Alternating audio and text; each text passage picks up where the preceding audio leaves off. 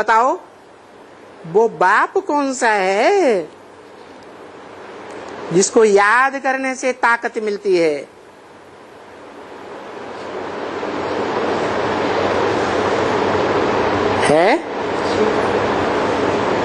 अच्छे से अच्छी ताकत भी मिलती है और खराब से खराब कर्म करने की भी ताकत मिलती है। वो कौन सा बाप है? शिव शिव बाबा जो इस सृष्टि पर सदा कायम है, वो शिव बाबा है। ओहो, और राम वाली आत्मा के लिए तो 20 बार कह दिया।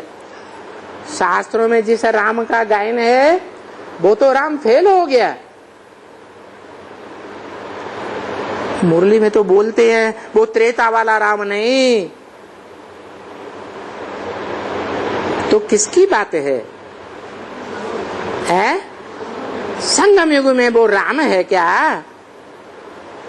सीता वाला राम?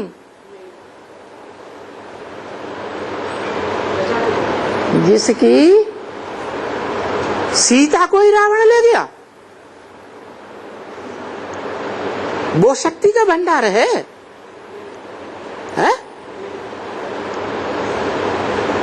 वो कौन है जो शक्ति का भंडार है?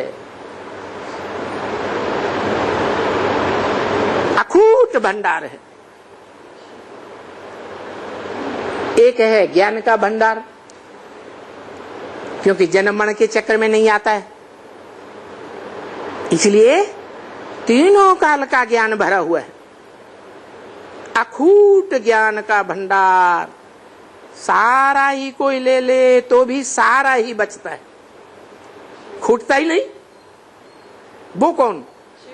शिव बाप। फिर योग का भंडार कौन है? कौन? ज्ञान योग दोनों का भंडार। शिव बाबा या शिव बाप? शिव बाबा या शिव बाप? शिव बाबा कहें तो साकार निराकार का मेल, और शिव बाप कहें तो जिससे बड़ा कोई बाप होता ही नहीं, सुप्रीम फादर। वो हुआ निराकार आत्माओं का बाप, शिव बाप। तो शिव बाप को ज्ञान का भंडार कहें या योग शक्ति का भंडार कहें? है ज्ञान का भंडार, योग शक्ति का भंडार नहीं, दोनों का। वो योग लगाने की उसको दरकार है, साकार की दरकार है, लेकिन साकारों से वो योग लगाता है क्या? है वो स्वस्थिति में स्थित रहता है या साकार शरीरधारियों से योग लगाता है?